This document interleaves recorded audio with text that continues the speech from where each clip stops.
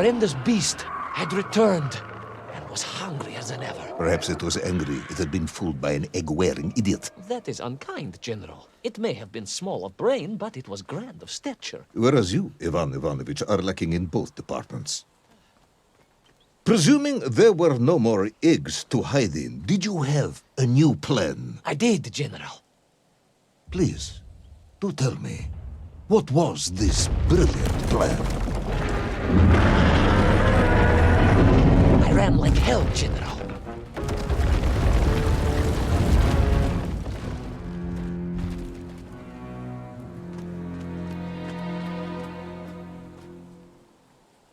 Please, do tell me, what was this brilliant plan?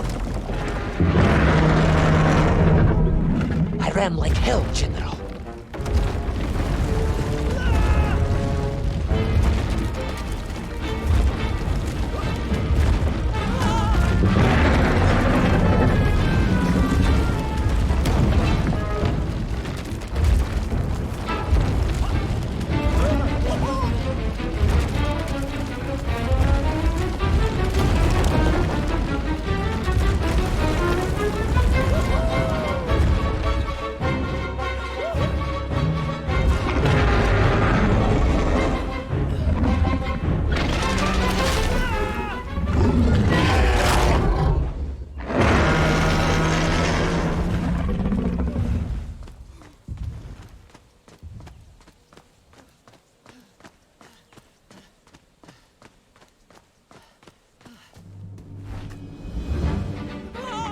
Will our intrepid yet doomed hero survive the jaws of the ferocious dinosaur?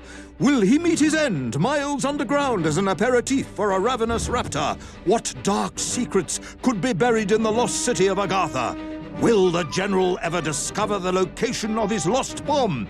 All of these questions and more will be answered in the next exciting episode of Little Orpheus!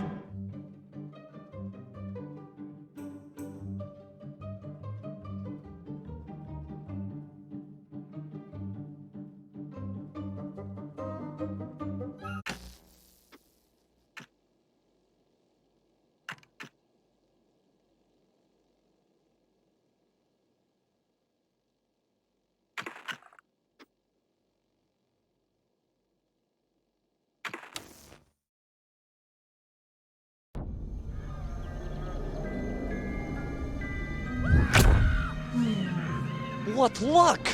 What a miracle! One moment I was rushing into the fetid tonsils of that horrible monster. The next, I was plummeting downwards to the jungle floor beyond its reach. I prayed I would land on something soft. Perhaps your head. But nothing could have prepared me for what was about to unfold. An epic saga of pride, power, and revolution. A struggle for freedom, the likes of which our world has never seen. And it happened like this.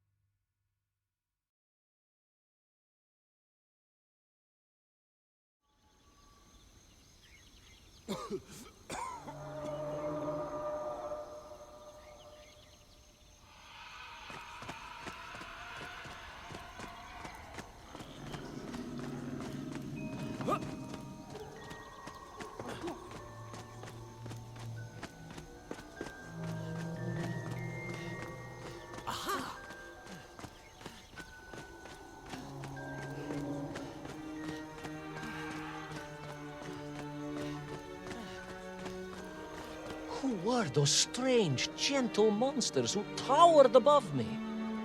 I could only guess they were the lost tribe of the Menkf, an earlier race of people. But why were they so fearful of those ancient gates that lay just beyond their village? And why did they seem to recognize me? Why?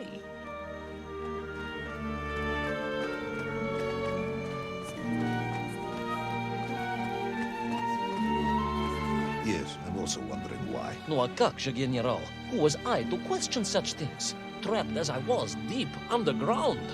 I was more curious, I must admit, about the location of little Orpheus.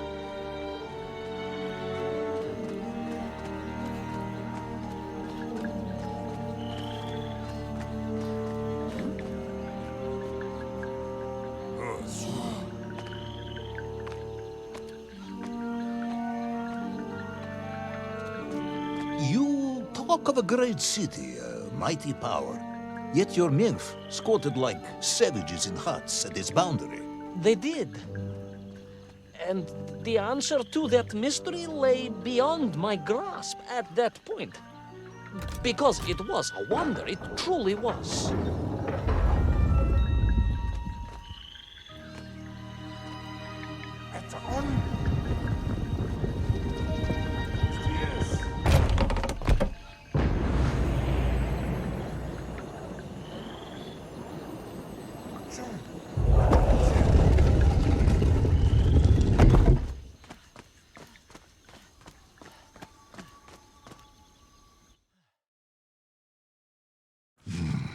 The lost city of Agartha.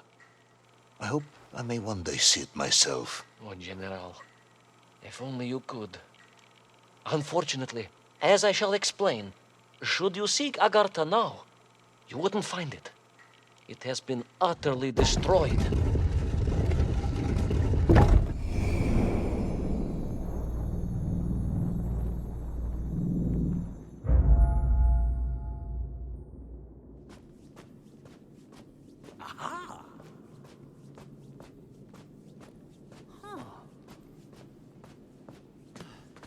Utterly destroyed? Utterly, General, a tragic loss. A convenient loss.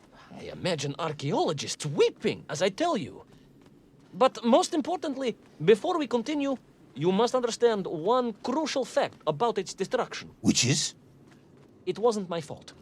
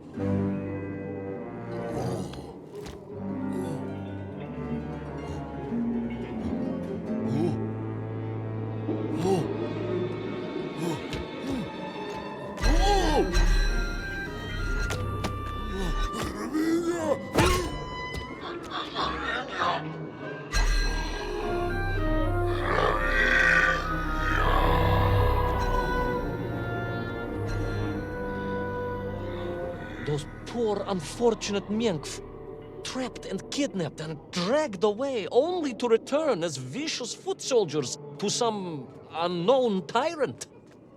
And yet, there was something familiar about the Shtukovna they were forced to wear on their heads, which I was sure were being used to control and enslave them. And what was that? General, it curiously resembled the radio sets I used to tinker with as a child. Radio sets. It was very curious. It was very curious. It was extremely curious.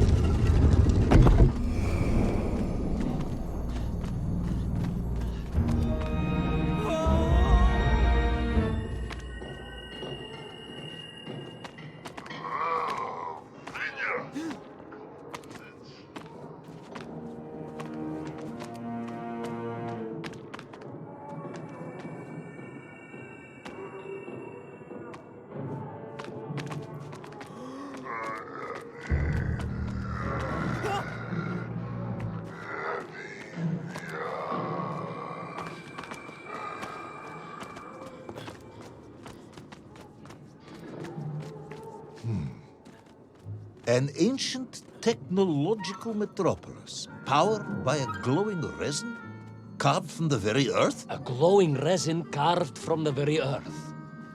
Do you see, General? I fear you are about to enlighten me.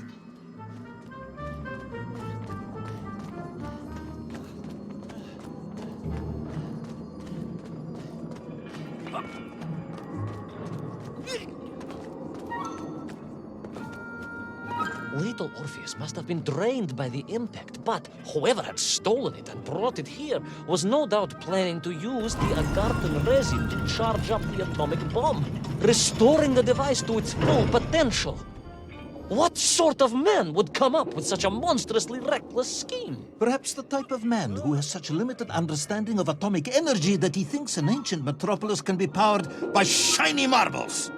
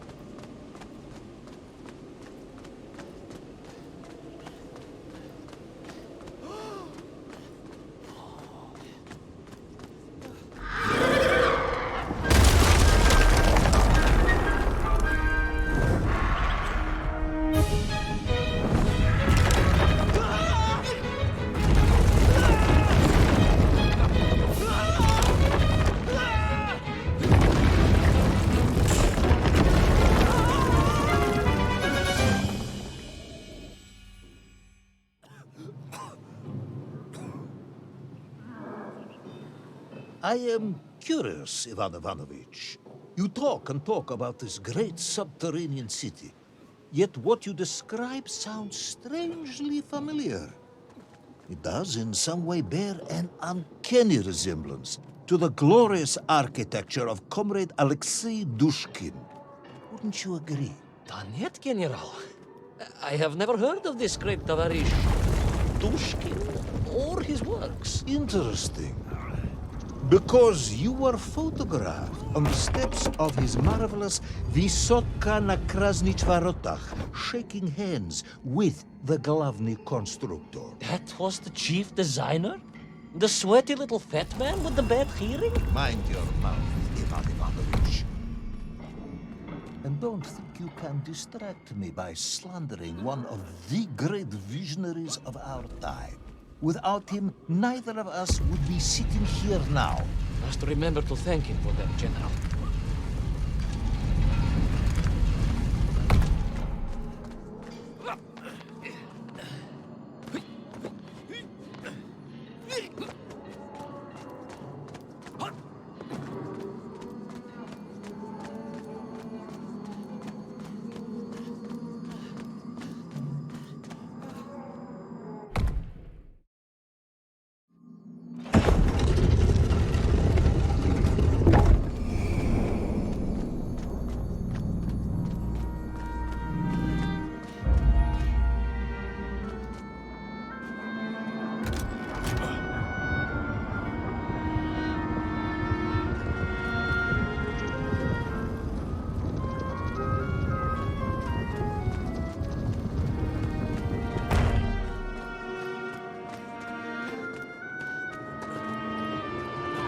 Those enslaved mink were trying to stop me.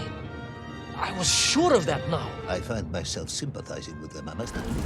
No, General, then I have failed to win you over. Uh-huh. A point of agreement at last.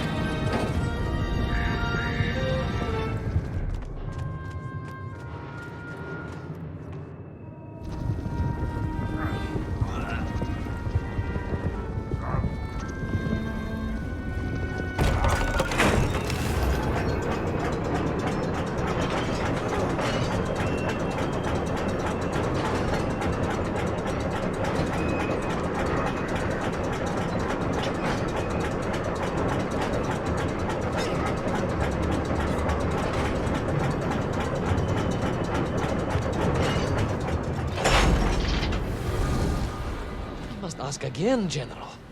Are you mocking me? That would be unprofessional, comrade. I will try harder to convince you then. It is, after all, a cautionary tale of unleashed tyranny. It is a cautionary tale of unleashed idiocy. But please, do continue.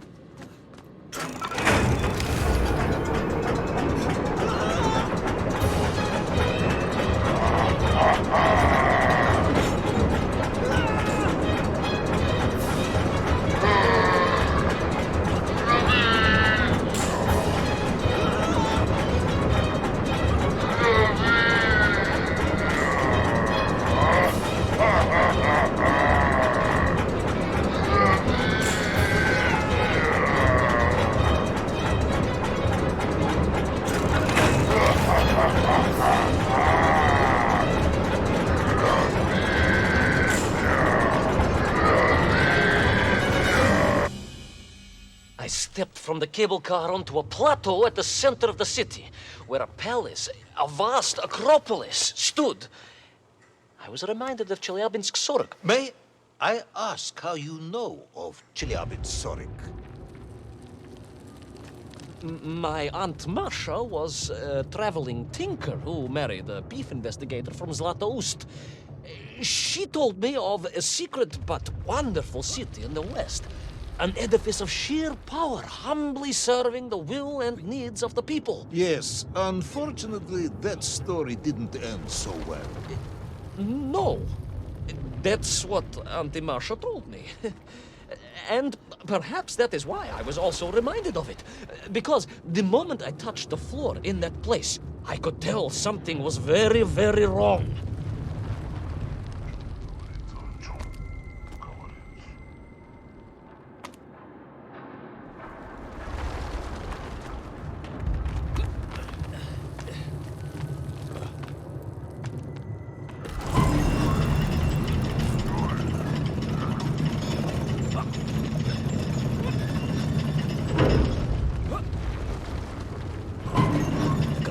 Began to shake alarmingly, and the whole city felt as if it was shuddering.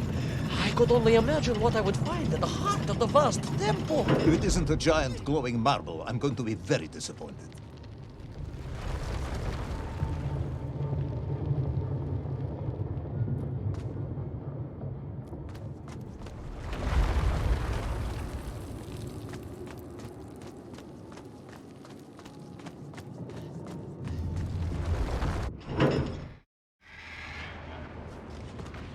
A huge resin sphere that overshadowed all of the others. I caught glimpses through the twisted architecture.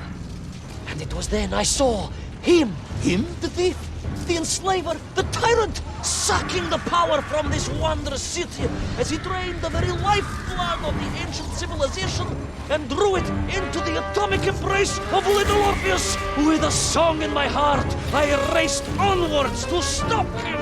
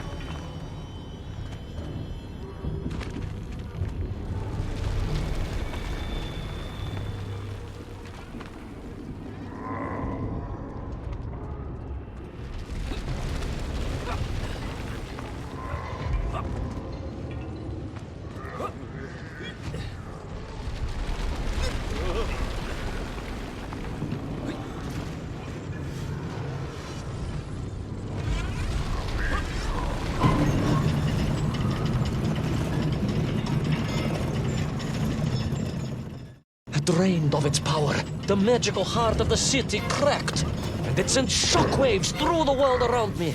A true monster general, willing to bring down the mountain itself upon Agartha and bury it forever in his ruthless scheme.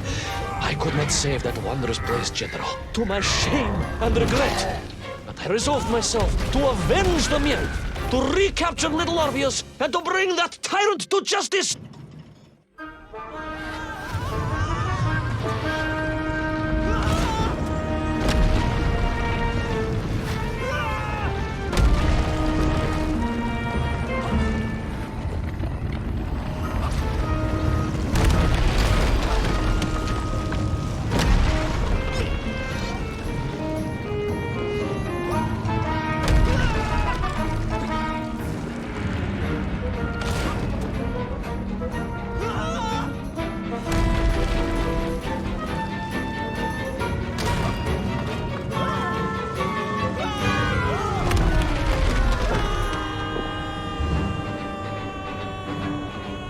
Will our plucky yet careless hero fall forever through those unknown skies? Will he discover the identity of the brutal thief commanding the army of the Menk?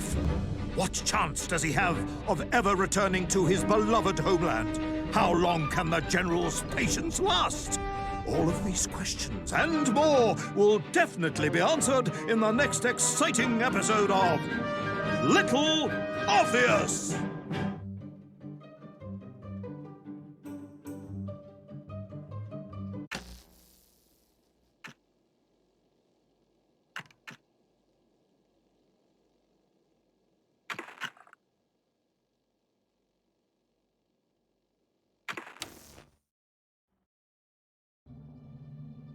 I plummeted down through that weird sky.